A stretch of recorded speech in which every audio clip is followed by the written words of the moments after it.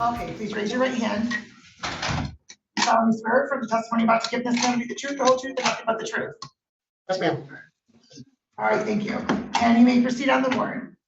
Your Honor, on September 25th, 2023, about 2 a.m., in the area of 13th and Grove, when they observed two male subjects riding the bikes in the area.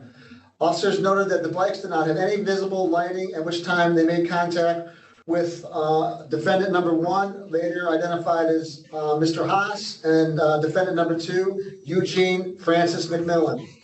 During the investigations, officers learned that the defendant had defendant number one had several outstanding unconfirmed warrants for his arrest. Officers reported that the defendant number one then attempted to flee on his bike, where a physical struggle took place. I'm sorry, Detective. Detective, sorry, I'm sorry. I don't know what's going on. Oh, no, because I unmuted myself here. Detective, I'm going to actually indicate this also. I'm going to call the matter of Mr. Hos as well, since they're co-defendants, so you don't have to re-sign on the record for that.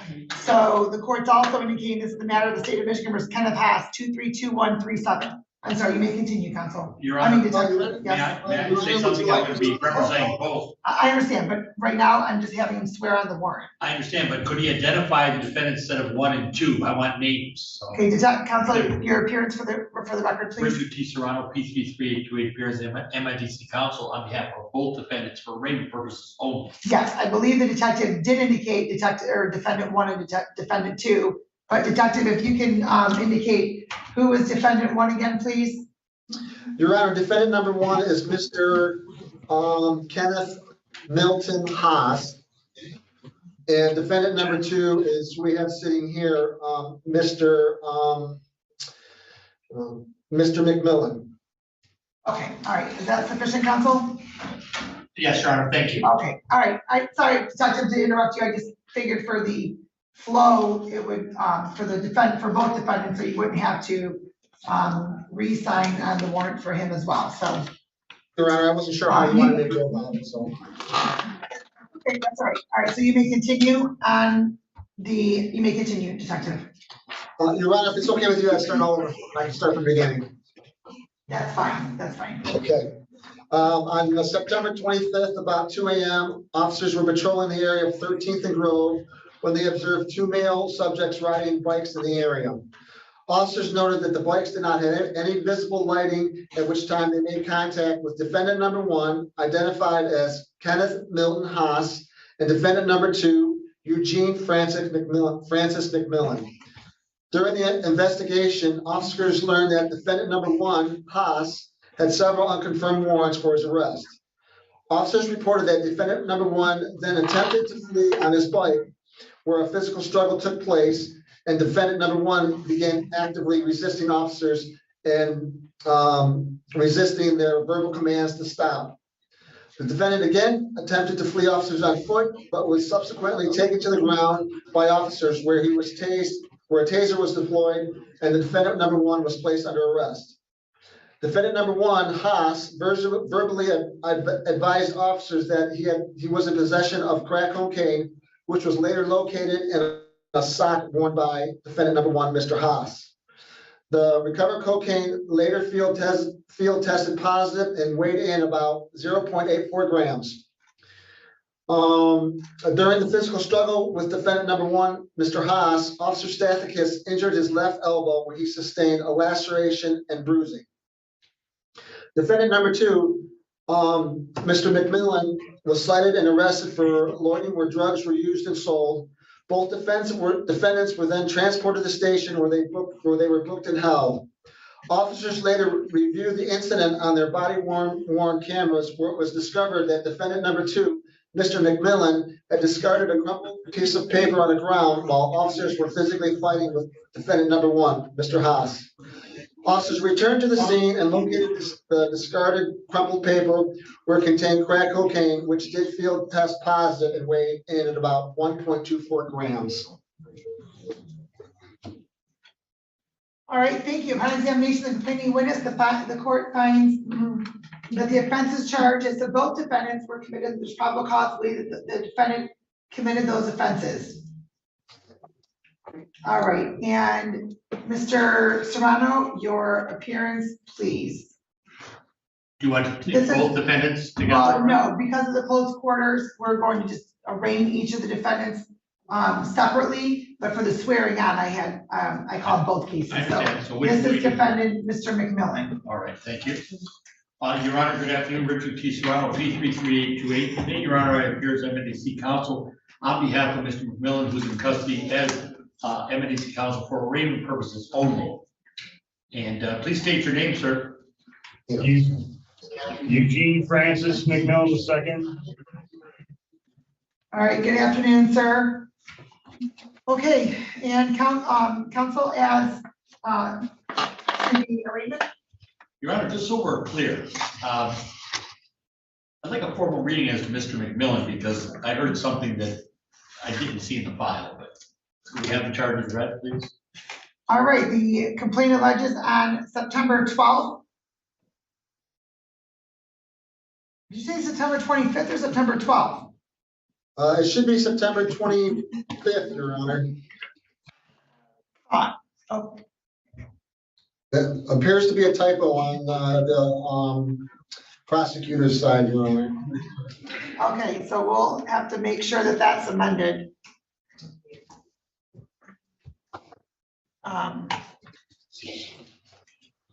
Okay, and it's alleged on September 25th in the city of Wyandotte.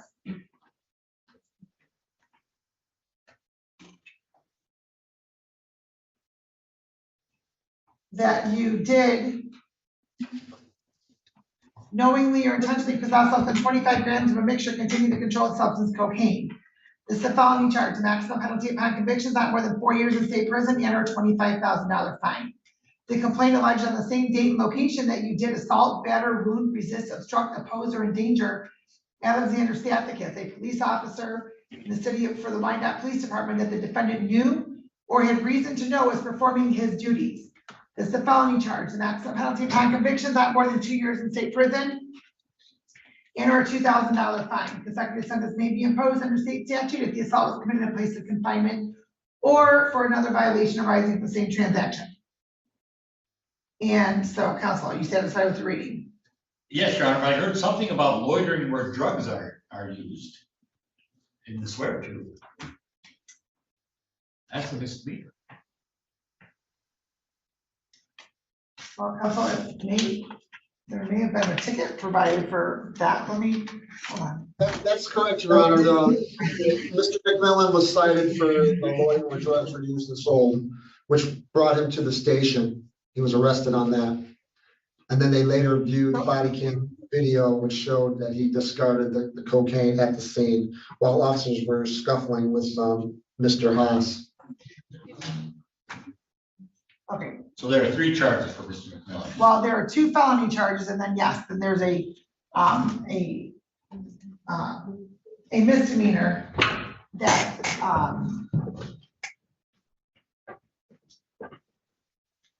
but we don't seem to have that file. I didn't see it, that's why I We're only didn't doing invite my the- client into it. We're only doing the felonies as to these 2, so perhaps he's going to be getting a new date, he'll get a date on the other one. All right. So I'm clear now. The 2 felonies we're here for arraignment today. I'll wait for reading stand you. Excuse me. Well, I've already done the We reading, had so, the okay. reading, Your Honor. I'm sorry, it's a long day. Oh, yes, it is. Fading out. So we stand mute, Your Honor, to the charges presently. read by- Okay, the court, sir, you have the right to have an attorney. If you cannot afford one, the court will appoint one to represent you. And in fact, you've had an opportunity to speak to an attorney today, correct? Correct. Okay. You also have the right to be presumed innocent until proven guilty beyond a reasonable doubt. You have the right to have a trial by a judge or by a jury. You also have the right to remain silent. Anything you say orally or in writing may be used against you in court. Do you understand those rights, sir? Yes, ma'am.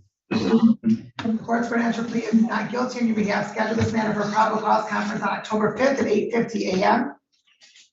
And counsel as to bond. Your Honor, my client is single. He lives with his girlfriend presently. He is working full-time. He works at a firm called KBS. They do rehabilitation of tires and parts for cars.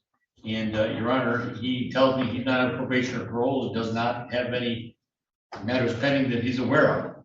So if all those things comport with the court's assessment, then we'd ask for a personal bond or a bond we expect to post. Okay, I thought your name was familiar and I thought you looked familiar, sir, and I reviewed your criminal history and I see why. And do you still live at your address in Riverview, sir? Yes, ma'am. And if you were to test today, sir. Sorry, what's that? I'm currently under a chapter 13 in that house. That's the only place I got to live. Sir, if you were to test today, what would be detected in your system? Nothing. Nothing at all. Shows you clean.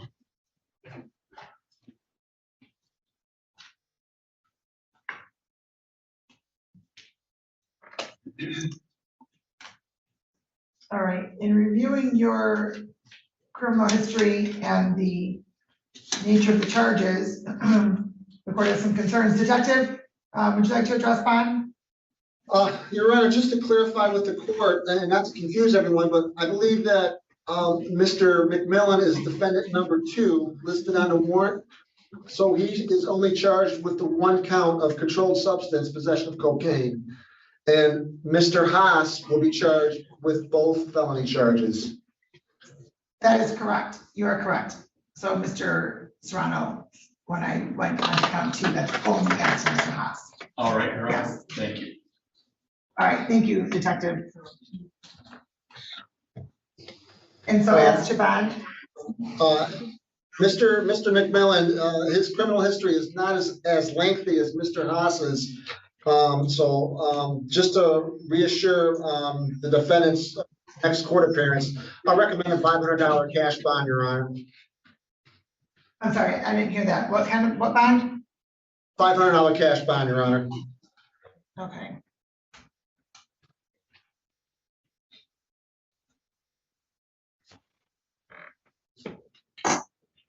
All right, the court does find that's an appropriate bond, given Mr. McMillan's criminal history and the charges here. Oh, and I'm sorry, counsel.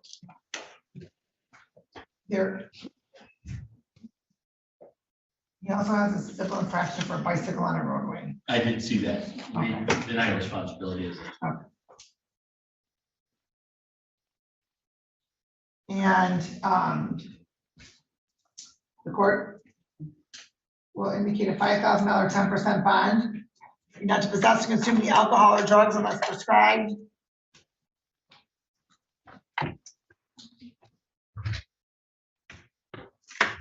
we'll see you back on October 10th. So we are on the record in the matter of the state of Michigan versus Kenneth Hos, 232137, and the city of Riverview versus Kenneth Hos, 201462.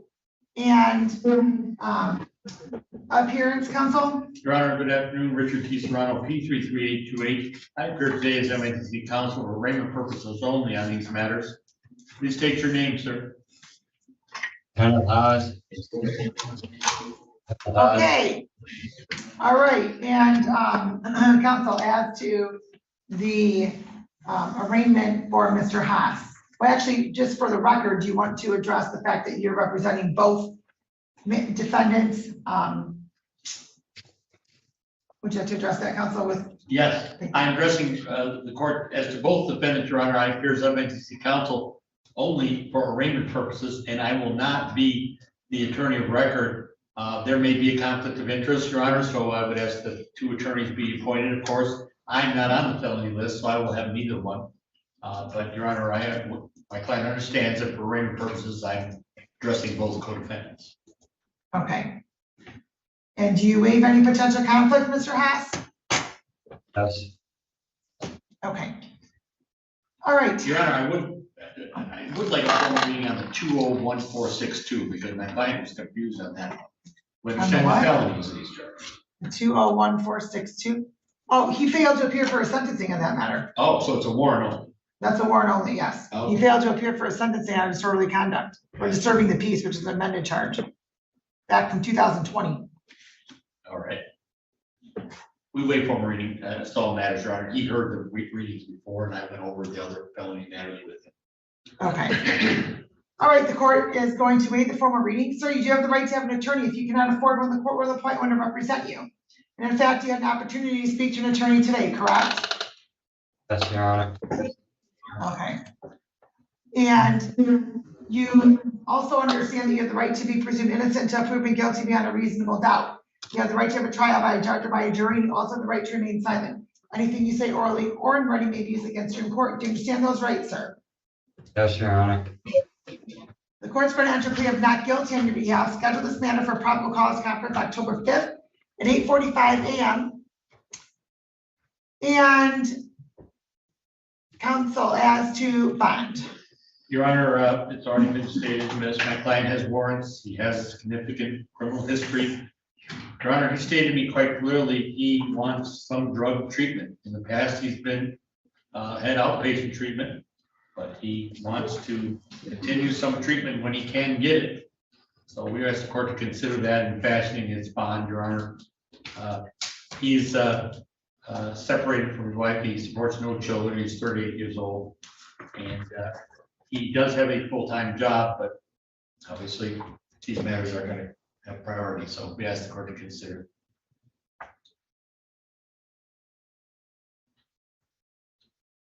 So you earn $250 a month for your full-time job? That's because right now my work's slow for this month and it's like 1-2 days a week right now, but after October hits, it'll shoot back up to 7 or 6 days a week, and then I'll get $120 to $150 a day. Okay. Detective as to bond. I'm sorry, Detective, your name for the record. I don't think I have you on the record for this one. Good afternoon, Your Honor. Detective Joseph Carl, Wyandotte Police Department. Okay. And as to bond, does Mr. Hos have a current case with us from February? Let me check, Your Honor. I'm not completely aware of it. There may be something on the CCH that I have not seen. There is. It says from February 20th, felony dangerous drugs weren't requested. I just wasn't sure if we had received that back yet or not. Not that I'm aware of, Your Honor. That's it. Okay. I was cooperating with us. I can't understand anything you're saying, sir. Mr. Haas, don't talk about any of the facts of any case that you're charged with. Okay. It looks that there's no judicial segment on that charge, Your Honor. Again, I did not check that case out, so. Okay, and then.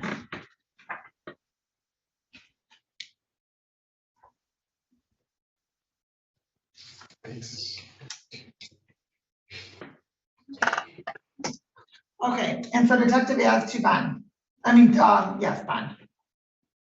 Your Honor, reviewing the defendant's criminal history, he has the outstanding warrants. I do think he's a bit of a flight risk, so I'm gonna recommend a $1,000 cash bond of the 2 charges and to reassure his court appearance and then a GPS tether, Your Honor. He did fight with the police and try to run from them. So, I mean, there was the intent to evade at one point or another, so. I was just scared. Okay. Sir, you failed to appear in 2020 for sentencing and you're disturbing the peace. And then there's another matter from February of 23 for the same type of charge here today for a dangerous drugs felony. But I feel like you've been here since 2020. Your Honor. What'd you say? I don't think I've ever been in front of you, Your Honor. Well, you have, because I arraigned you and accepted your plea back in 2020. So, but here's where the court's going to order for bond. The court's going to state that based upon defendant's failure to appear on 201462, the fact that he has a criminal history, and that there was another charge where there was a warrant requested for the same possession charge here. The fact that the allegation is that Mr. Hos attempted to flee the police, the court has concerns that defendant's going to appear in court. The court does find a $10,000 10% bond request is appropriate.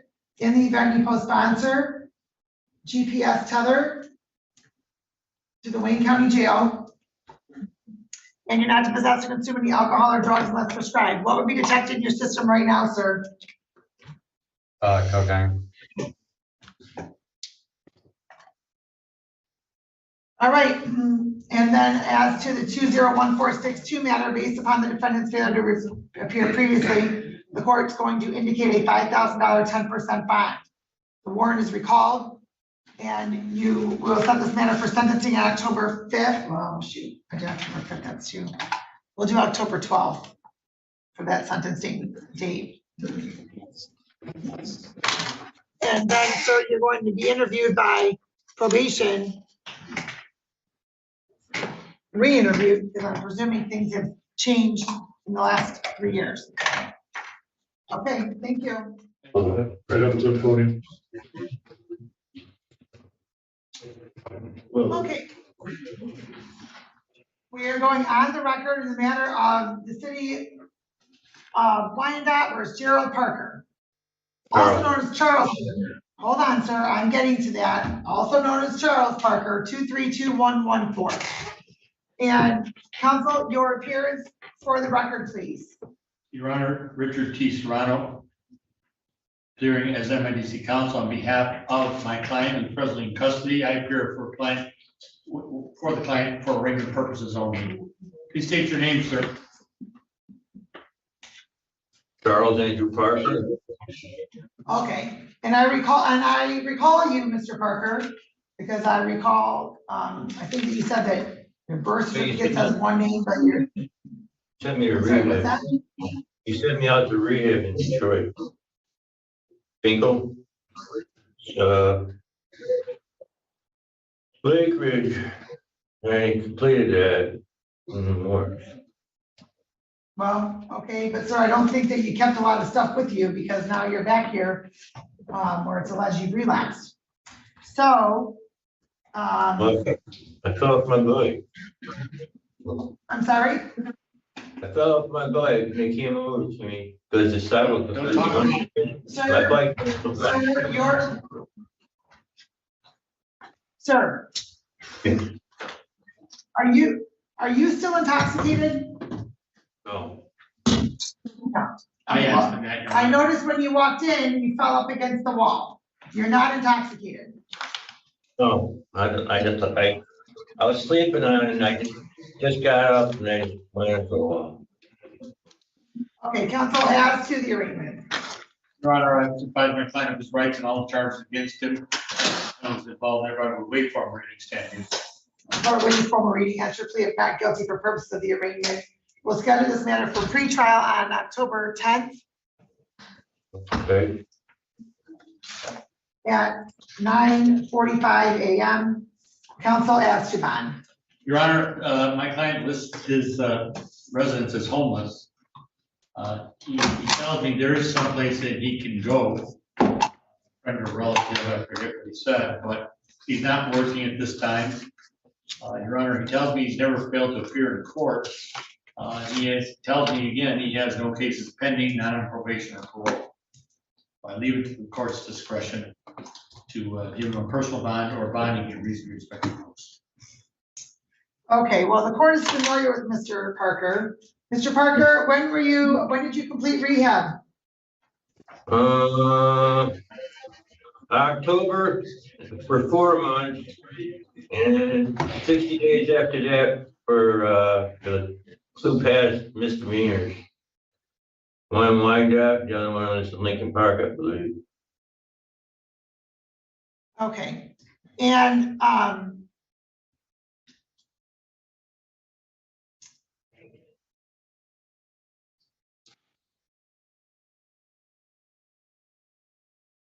The court finds that a $7,500 10% bond with an alcohol tether to the Wayne County Jail is going to be appropriate. We're not sure where Mr. Parker resides, and Mr. Parker needs some assistance, it appears, with maintaining his sobriety. The court's going to also indicate not to possess or consume any alcohol or drugs unless prescribed.